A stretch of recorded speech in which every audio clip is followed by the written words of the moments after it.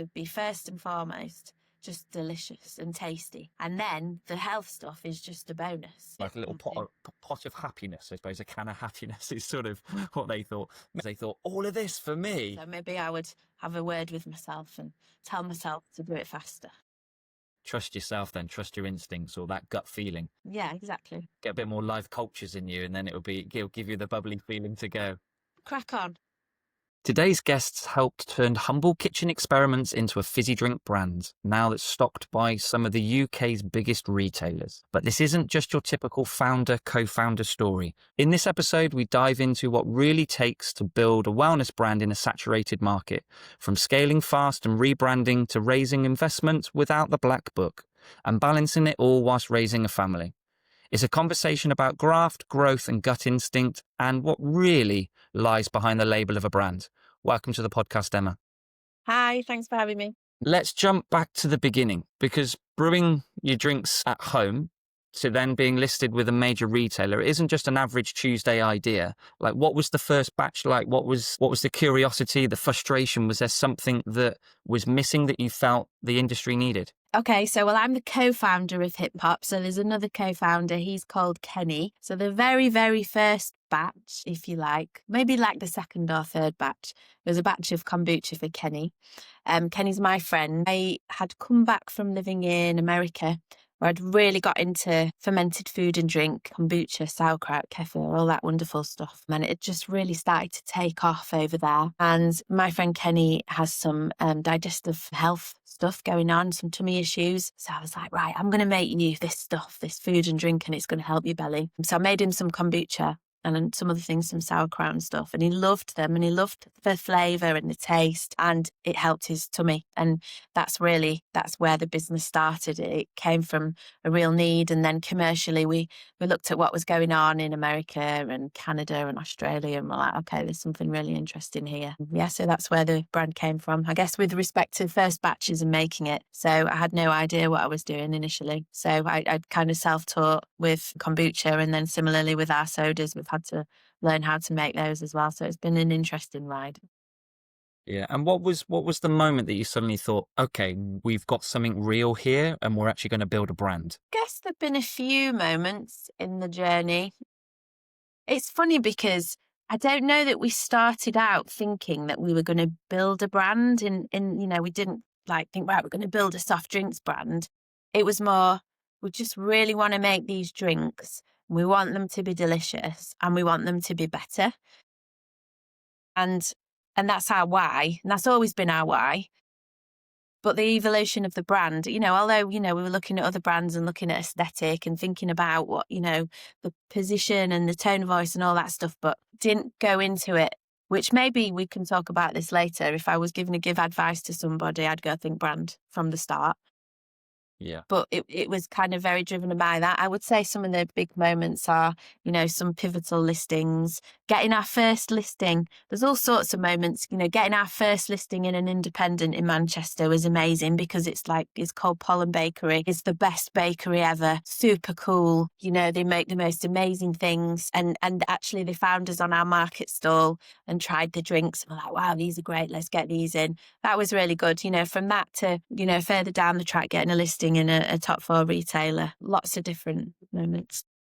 Little moments. And obviously you've got no background in FMCG. So what's the biggest sort of learning curve or on the job learning curve that you think you've experienced? Been quite a few learning curves as well, I would say. I think big thing is focus on the product for sure, because you live and die by the quality of your product. And that's been a really big thing for Hip Hop. We have been making the drinks ourselves for the last 7 years. And I feel really proud about that. So, it's not like we've seen some sort of trend or some exciting thing going on in the UK or over in America and gone, okay, I'm going to take that to a factory. Please make me this drink like this. Really lived and breathed the drinks. And I think that comes across in the drinks themselves. I've mentioned brand. I think that's been a big learning point, have utter clarity about your brand. People really need to know what you stand for.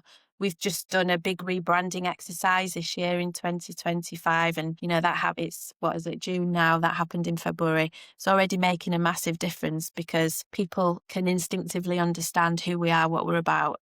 That's the kind of thing. That's been a really big learning curve for us. And like I say, that's probably one of the biggest things, that when you're in a saturated market, you've only got, say, shelf space and whether it's an independent or a big retailer, you've got to get that point across. And like we say, if we jump now into a bit of branding, obviously we know how the original idea came around, because you just wanted to help your friend out feel better inside from your experience.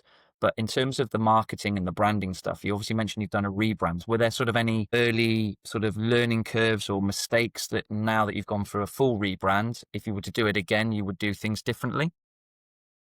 I would say get people in to support you, whether you employ them or have a contractor or have an advisor who understand the world of brand, who can take your product and your idea and all the things that, all the values, all the things that are important to you, all the things that you know that your customer is looking for, and encapsulate that in a beautiful brand.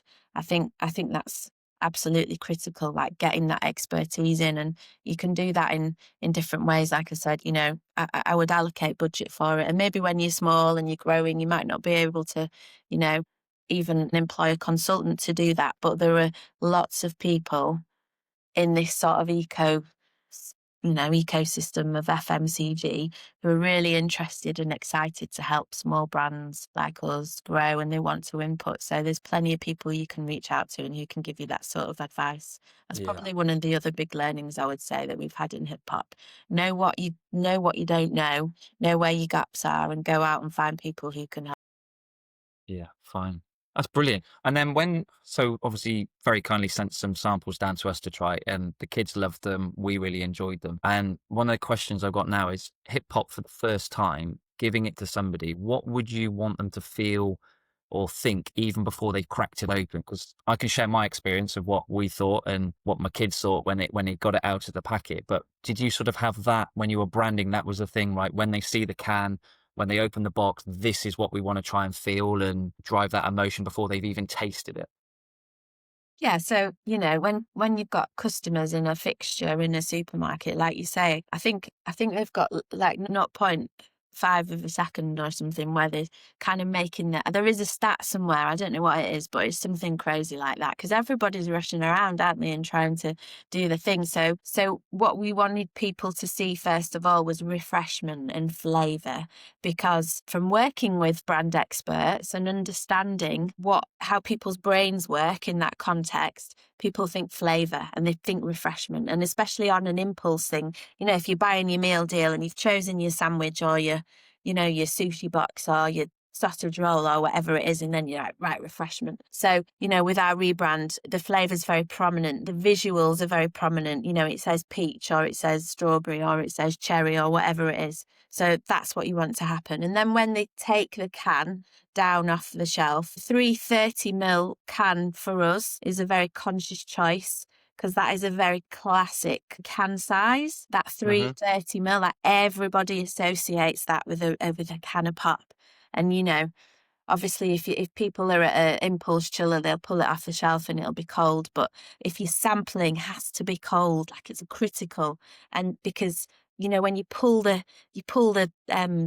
ring pull and it makes that sound, and you've got a cold can in your hands.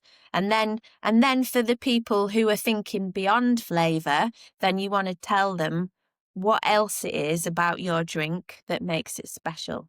So we have some of our call outs, USPs, whatever you want to call them, on the can, things that through testing we know that consumers are looking for, and things that are important to us that'll tell them a little bit about us immediately. So, the fact that we use real fruit, the fact that we've got living cultures in there, the fact that we've got fibre in the soda, the fact that we don't use sweeteners, like not even natural sweeteners, because there's definitely a place for sweeteners, right? But I know that Yeah. you can taste a sweetener. You can taste even a stevia when you drink the drink. It's got this bitterness, and it Yeah, on the back of the spoils. palate, isn't it? Exactly, and it spoils the drink. We want our drinks to be first and foremost just delicious and tasty, and then the health stuff is just a bonus. That's what we're trying to say.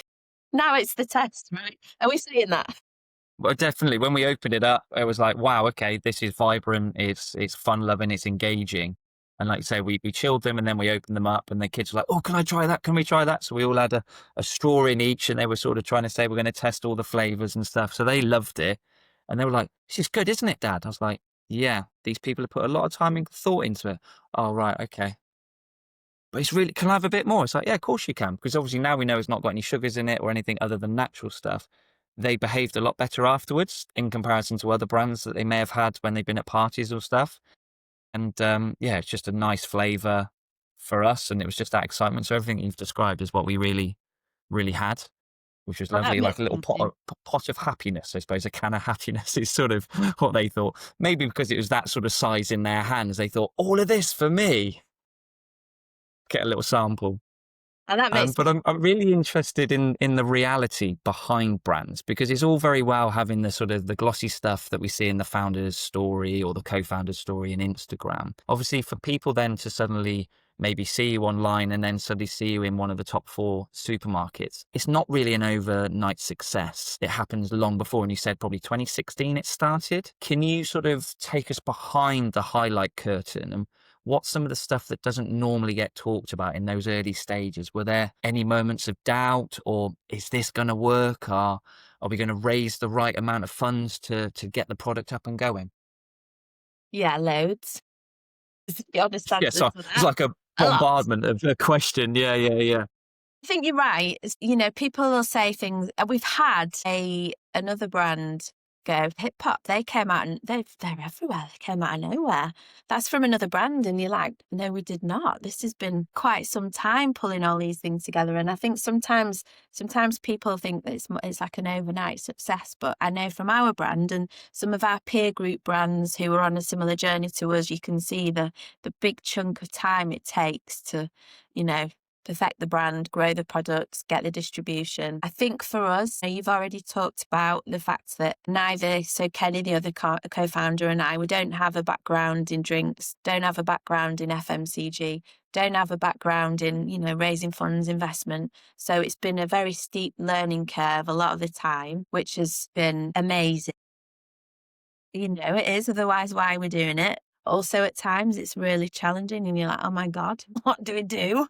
Don't know what to do. I think I know, and I've mentioned this before. I think what we are really good at is finding people who can help us. So, you know, some of the people we've got on our board and in our team of advisors, we've got Juliet Barrett. She was co founder of Grenade, as in protein bar Grenade, sold to Yeah. Mondelez for 200 million quid. She's been involved with us for 5 years now. She's amazing. You know, our chair scaled a business up to almost 100 million quid. There's a brand called Olipop, massive, healthier pop brand in the state. Their CFO is now part of our advisory board. And that's been a very, very deliberate strategy to go out and find those people. You've managed to get all of those people and you haven't had a little black book of contacts to go, oh, I worked with them when I had such and such a business. So actually that's even been a learning curve to find those people without that black book or that contact to know who do we find, what do we find? And you go down that rabbit warren and all of a sudden something sort of goes, oh, yes, I think they would be good, but you don't have a book to find them. You know what I mean? Yeah, it's been So you're saying with the co-founder as learning well. learning how to do that. It's brilliant to have Kenny because I have so much admiration for people who found businesses by themselves. Because even when there's two of us, it's tough.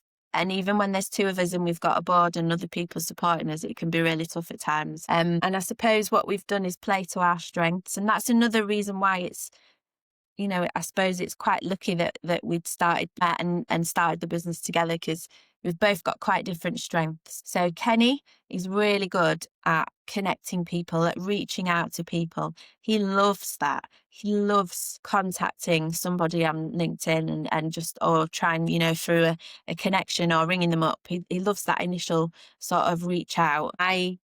I'm getting a lot better at that, I have to say, because I'm learning from him. I'm probably better at the longer game stuff that, you know, then building the relationships and, you know, in terms of the split of jobs in the business, he's very much been sales led, marketing. I'm also marketing, but, products and finance and stuff like that. So we kind of complemented each other, which I think has helped through those tough moments because, it appeals to our different skill sets, I suppose.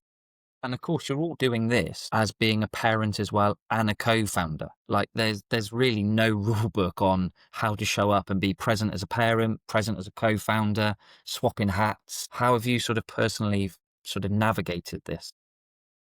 Um, Or navigating, should I say? It's still a work in progress, I would imagine. oh God, all the time. It's like anything, isn't it? You're learning and you're growing and you're trying new things. So my kids are now in 2025 are a little bit older. So my eldest child is 16, almost 16. She's doing her GCSEs at the minute. My son is 13. The initial idea for this came about in 2016. And then, 18, we were getting up at the crack of dawn and selling on markets. And then we built our facility in 2019. They are older now, but when we started all this, they would have been 8 and 4 or something like that. So they're quite young. I think that I've learned to, well, parents, whatever you do, whether you're a founder or whatever job you do, you're always juggling stuff, aren't you? So I think juggling things, really trying to be present, which I don't always manage, and I feel bad about that because having a brand, a business is like having a third child and it can be a bit all consuming. So sometimes I have to give myself a kick and tell them, focus on your real children. Yeah, the ones that will look after Yeah, you. the real ones, but they're just fantastic. And I guess because they've had to be they're quite independent. So that's maybe the pro side of all this, because, my daughter is a whiz and she'll come home from school and cook dinner for her and her brother and, little things like that. They're ace. Honestly, I'm so lucky. They're cool. They think I'm not cool, even though I'm like, hang Obviously. on a minute, I founded a really cool soft drinks brand. That is the epitome of cool. But Yeah. They're like, yeah, but you're still my mum, so it's all right. yeah, you just, You're just although, mum to us. exactly. Although my daughter now, Can you take me to so and so's house, please? yeah, exactly. Yeah.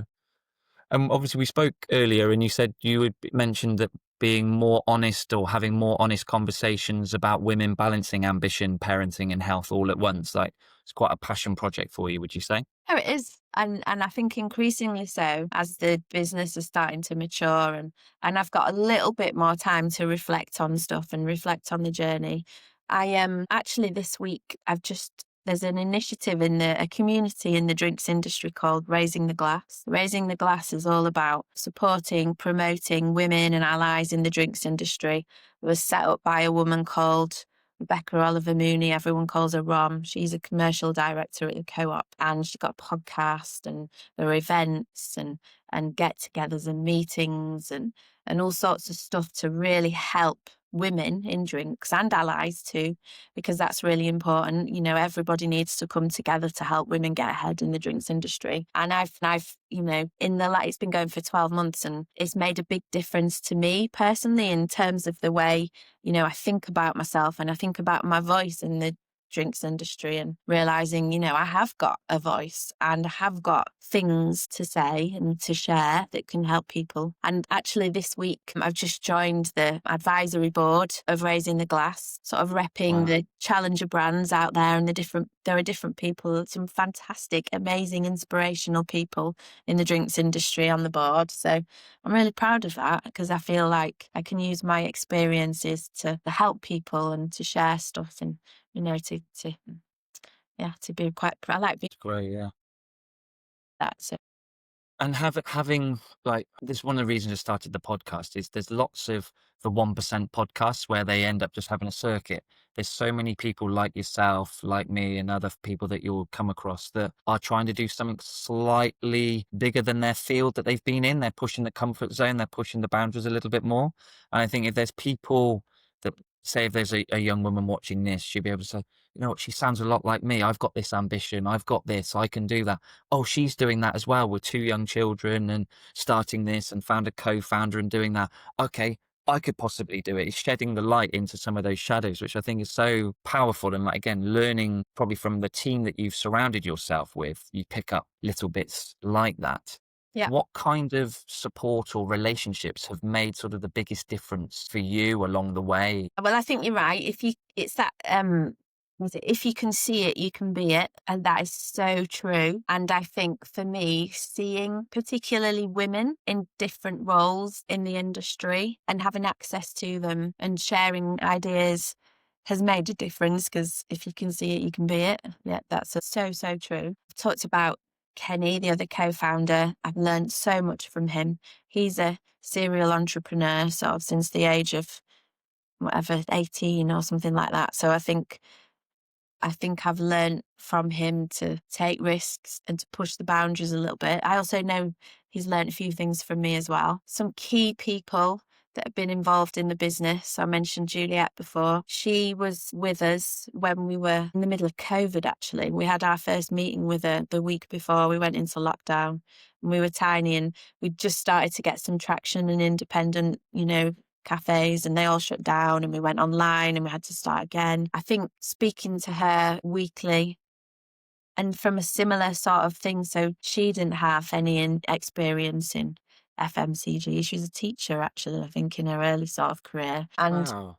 And just the sheer determination that she's got, the way that she looks at things, the real no nonsense, we're going to get shit done is a bit of a catchphrase. I know that's a grenade catchphrase, but it's definitely, I can see where that came from. It's really inspiring because you realise I can do that, I can be that, I can learn from that person. There are other people involved with the brand. Are some of our investors who, have put their money into our business and backed us because they believe in us, they believe in the mission, they believe in what we're trying to do, believe that we are genuinely trying to make drinks that are amazing, delicious and better with good stuff. And so they're available. It's been our superpower, actually, bringing investors into the business, because if we don't know how to do something, I guarantee there's somebody on the cap table that we can ring up or email or whatever and ask for their advice. Very powerful, isn't it? And again, I suppose coming back to, you started the brand with a why. You haven't started to go, there's this really hot trend that I just want to surf the wave of. You've gone, here's a real cool thing that's helped my friend out.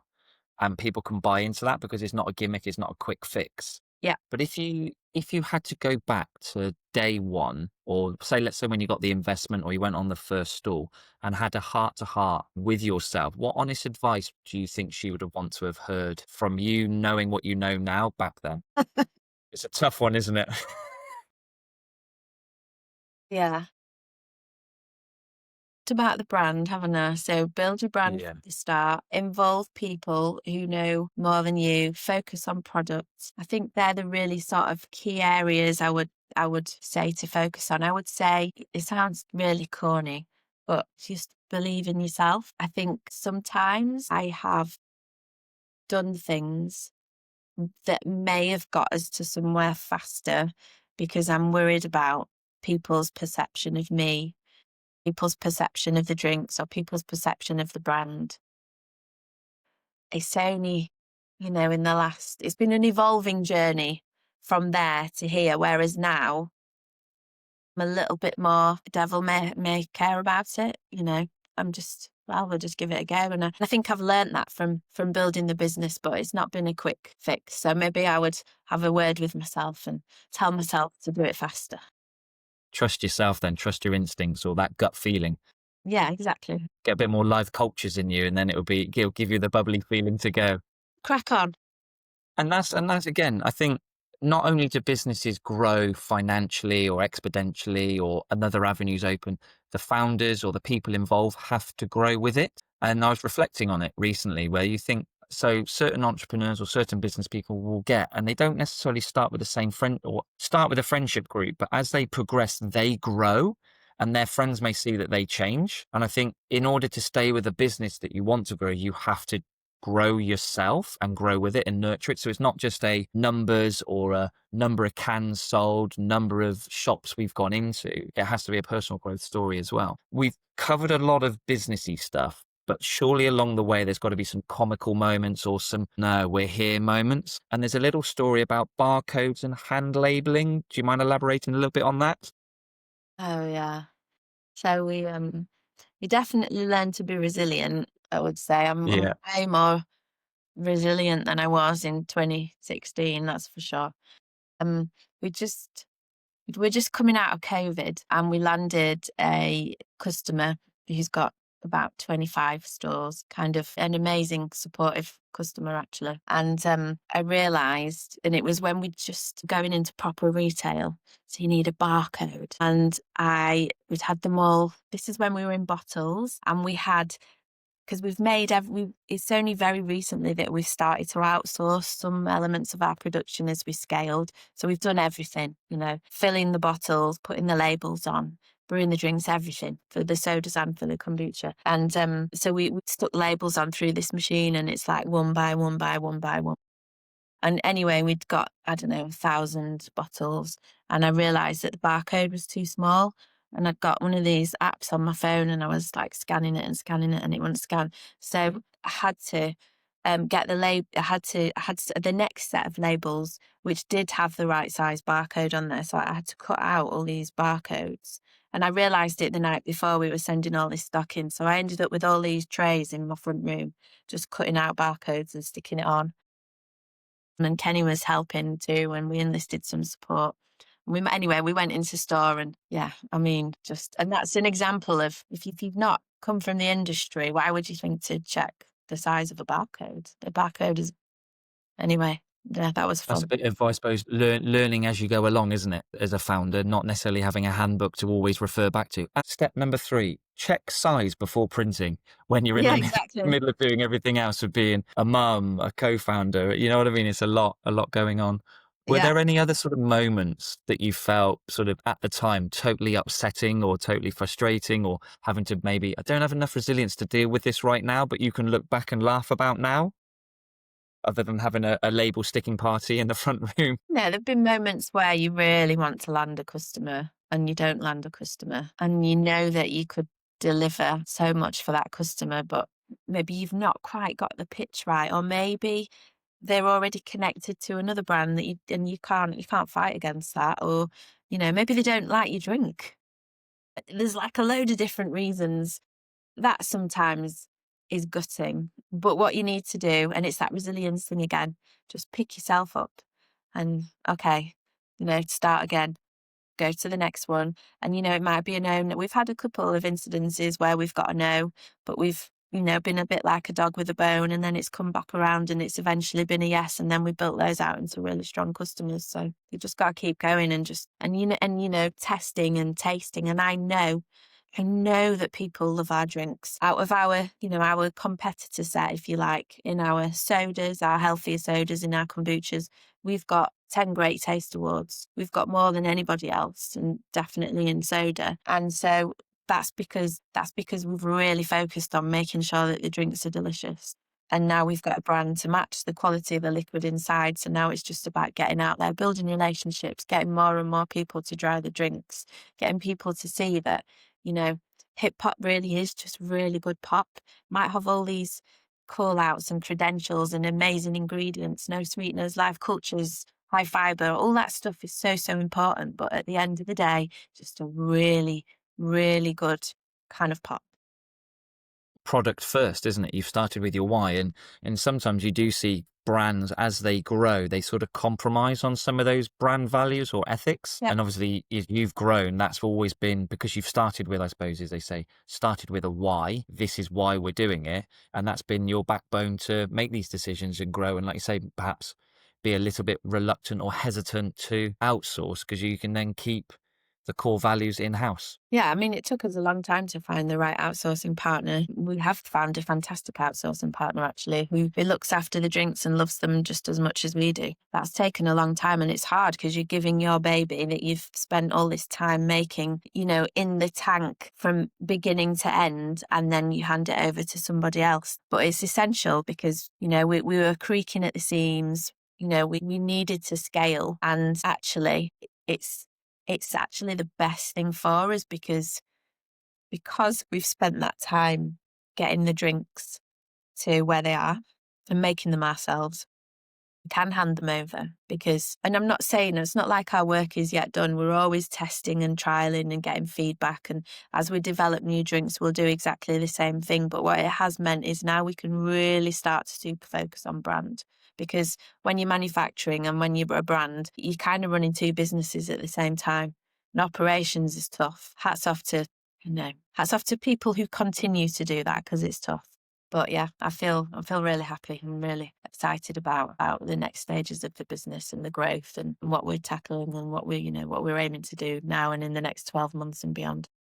And are there any things that you can share about the growth and being excited, or is it a case of we've got to join your socials to watch this space, as they say? Yeah, just keep your eye out for a few new customers this year that are on the cards. We're in triple Fantastic. digit growth, doubling year on year. It's good. That's incredible. Emma, it's been incredible hearing your story from those early kitchen experiments to sticking labels on in your front room to make sure it's but thank you so much for sharing the real and in the inspiring journey that's behind hip hop. For anybody listening and they want to try your drinks and buy them or follow you on social media, where can they go? So you can go online to our website, drinkhiphop.com, where you can find our drinks, or you can find us in Waitrose, in Sainsbury's, in the Co-op, wherever you might go and have a cup of coffee. We're in plenty of independents, loads of places, and I can send you a link. Maybe you could put a cheeky little code on your website or something like that, so Of course people we can. can trial them.